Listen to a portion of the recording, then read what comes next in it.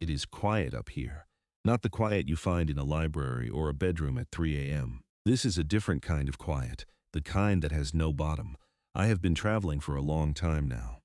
Long enough to stop counting the days the way people on Earth count them. With urgency, with anxiety, with that desperate feeling that there is never enough. Up here, time moves differently. Up here I can see everything, and what I see is a species in a hurry, racing, spending, performing, building sandcastles at high tide and calling it wealth. I want to tell you something, not to frighten you, not to make you feel small, but because from this distance, the math becomes visible. The math that nobody teaches you in school. The math that hides inside every decision you make in your 20s and 30s. The math that will either set you free or quietly, without announcement, lock you inside a life you never actually chose. This is not a story about money. This is a story about time and what happens when you confuse the two. The morning everything was still possible. They both started at 22. Same city, same kind of apartment, same entry-level salary hitting their bank accounts on the same day of every month. His name was Marcus. Her name was Dana. Marcus felt the money land in his account and felt something electric.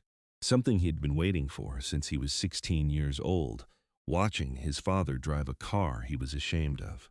Marcus had promised himself, standing in that driveway, that he would never feel that way, that when he had money, people would know it. So at 23, Marcus bought a car. Not because he needed it. Not because it made him faster, or smarter, or more capable of building anything. He bought it because of how it felt to hand over the keys at the valet. Because of the way a certain kind of person looked at him when he stepped out of it. Because for the first time in his life, he felt like he had arrived somewhere. The monthly payment was $740. He told himself it was fine. He was young. He was earning. He would figure the rest out later. Dana did something different. Dana opened a brokerage account on a Tuesday evening alone in her apartment with no audience, no validation, no one watching. She set up an automatic transfer of $400 a month into an index fund. She did not tell anyone. There was nothing to show, nothing to photograph. Yep. The account balance in the first month was $400. It looked like nothing. It felt like nothing. She closed the laptop and went to bed. Here is what nobody tells you about that Tuesday evening. That quiet, invisible, unimpressive moment, that was the most important financial decision either of them would ever make. Not because of $400, but because of what $400, repeated, untouched, and compounded across 2 decades, becomes. But we will get to the math. We will get to the math. The hidden cost of being seen. From up here, I can see something that is very difficult to see when you are standing inside it. I can see the performance. Earth has a gravitational field. You already know this. It is what keeps you on the ground, what keeps the oceans in their basins, what keeps the atmosphere wrapped around the planet like a thin, fragile skin. But there is another gravity on Earth, one that physics does not measure. It is the gravity of what other people think of you. And it is the most expensive force in the known universe. Marcus spent his 20s inside this gravity field. Every purchase he made was quietly, unconsciously, shaped by a single invisible question. What will this say about me? The car said something. The apartment upgrade at 26 said something. The watch at 28, the one he financed over 18 months, said something. The dinners, the vacations posted online, the wardrobe that cost more than his emergency fund, all of it was a continuous, exhausting transmission to the world. Here I am. I have made it. Please believe that I have made it. And the world watched, and the world scrolled past, and the world forgot by the next morning. Here is what nobody tells you about the performance. It is not free. Obviously, you know it is not free in the direct sense. You paid for the car, you paid for the watch, you paid for the dinner. But the real cost is not the money you spent. The real cost is what that money would have become. Every dollar you spend in your 20s is not worth $1. It is worth $8, $10, $15 by the time you reach your late 40s. Because of compound interest. Because of time. Because the money you spend at 24 does not just disappear. It takes with it every version of itself that ever could have existed. Marcus spent $740 a month on a car for 5 years. That is $4,400 in direct payments. That number alone feels heavy, but here is the real number. That $4,400 invested at a modest 8% annual return would have been worth approximately $290,000 by the time Marcus turned 50. He did not spend $4,400 on a car. He spent $290,000. He spent it on other people's 2-second glances. He spent it on a feeling that lasted, if he is honest, about 3 weeks. And he had no idea. He had absolutely no idea. The decade you cannot buy back. I need you to understand something about time that they will never teach you in a classroom. Time is not linear when it comes to wealth. It is not a straight road where every year counts the same. It is a curve, an exponential curve. And the shape of that curve means that the years you spend in your 20s and early 30s are not just important. They are worth more than all the years that come after them combined. Let me show you this slowly because it deserves to be seen slowly. Dana, at 22, invests $400 a month. She does this for 10 years through her 20s, and then she stops entirely. She never adds another dollar. She simply lets what she has built sit untouched. By the time Dana is 62, that 10-year investment, $48,000 in total contributions, has grown to approximately $360,000. Now imagine someone else. Call him James. James spends his 20s the way Marcus did. At 32, he finally wakes up. He starts investing $400 a month, and he is committed, disciplined. He does it every single month for 30 years without stopping. James contributes $144,000. 3 times what Dana contributed, for 3 times as long, and at 62, James has approximately $540,000. Dana contributed for 10, James contributed for 30. Dana put in 1/3 of the money, and she ends up with 2/3 of James's result. The difference between them is not discipline. It is not intelligence. It is not income. The difference is the decade they started. That first decade is not just important. It is everything. It is the launch window. Miss it, and you spend the rest of your life thrusting twice as hard just to reach the same altitude. Here is what nobody tells you about your 20s while you are living them. They are the most expensive decade of your life, not because of what they cost you to live, but because of what every dollar you waste inside them costs you to lose. The car Marcus bought at 23 did not cost him $44,400. It cost him the decade. The moment the math becomes visible, Marcus turned 41 on a Thursday. His colleagues took him to a restaurant. There was cake. There were toasts. Someone made a joke about being over the hill, and Marcus laughed, and the laugh sounded exactly right and felt completely hollow. He drove home in a car he was still making payments on. A different car now, the third one. He had upgraded every few years, each time telling himself it was a reward, a symbol of progress, evidence that he was moving forward. He sat in the parking garage of his apartment building for 11 minutes before going inside. He had recently begun doing the math. Not the day-to-day math he had always done. Can I afford this month? Will this payment clear? How much is left until payday? A different kind of math. The kind that looks backward and forward at the same time. He had earned, over the previous 18 years, approximately $1.4 million. His net worth was $23,000. He sat with that number in the dark of the parking garage for a long time. $1.4 million had moved through his hands, and almost none of it had stayed. It had gone into cars, into rent for apartments he no longer lived in, into meals he no longer remembered, into clothes that no longer fit, into experiences that had dissolved the morning after. It had gone into the performance. It had funded 2 decades of transmissions to the world. Transmissions the world had barely received and instantly forgotten. He was not broke, but he was not free.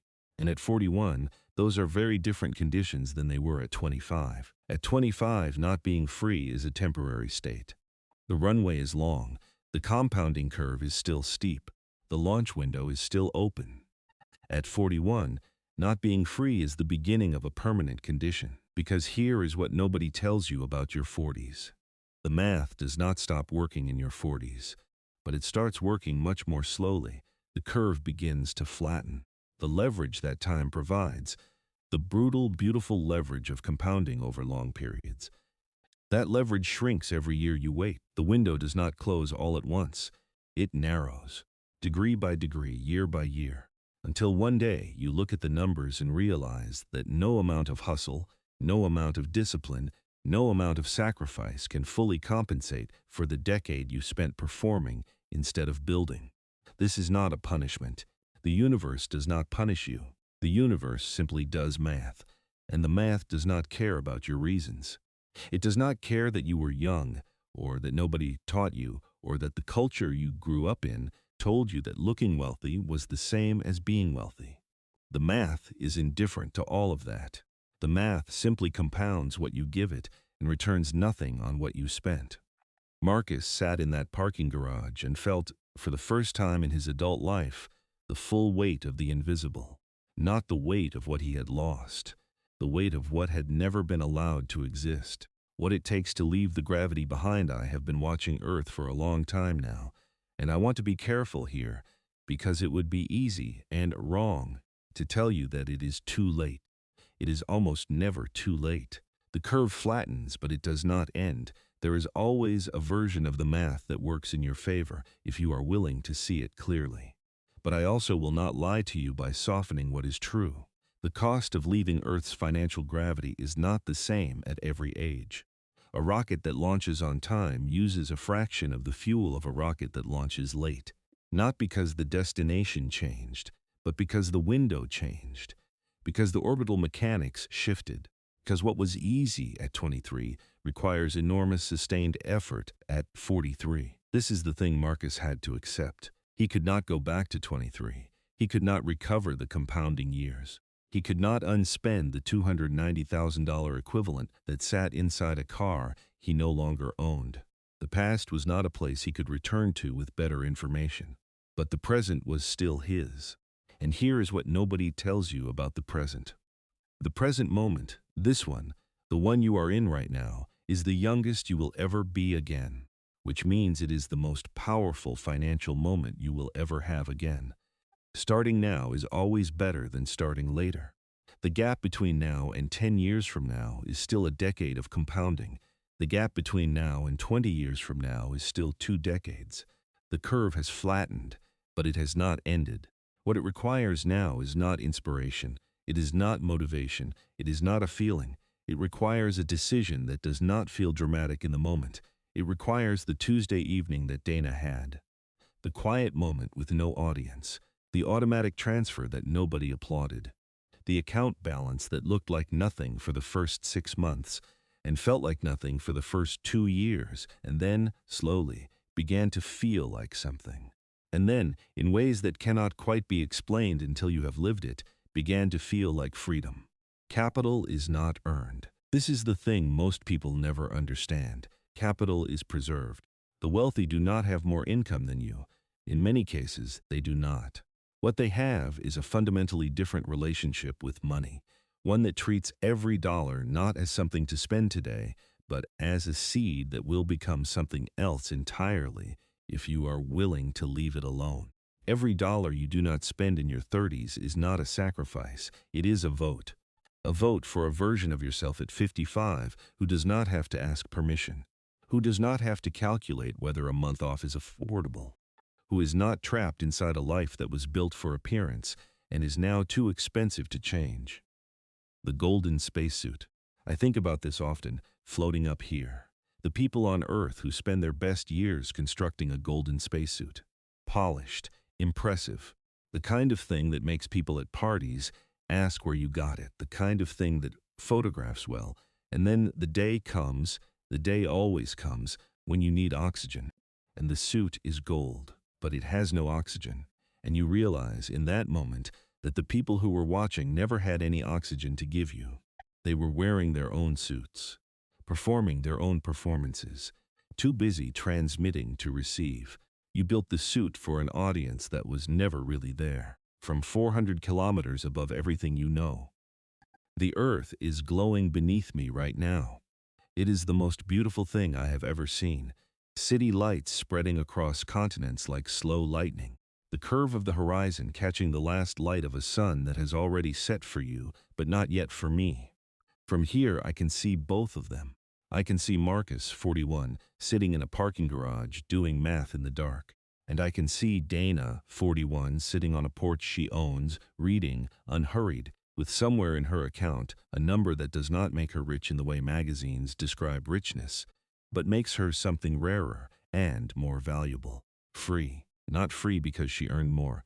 Not free because she was smarter or luckier or born into something Marcus was not. Free because at 22, on a Tuesday evening, with no audience and no validation and no feeling of triumph whatsoever, she made a different decision. She decided that her future self was worth more than a stranger's fleeting impression of her present self. That is all it was. That is all it ever is. Here is what nobody tells you about the life you are building right now. You are not building it for today. You are not even building it for next year. You are building it for the person you will be in 20 years.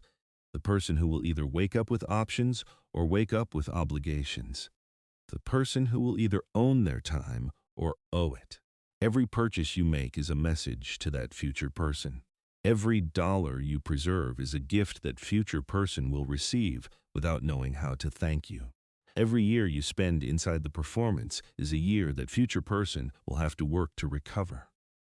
The trajectory is everything, not the destination, not the income, not the car in the driveway or the watch on the wrist or the apartment with the view that photographs well. The trajectory.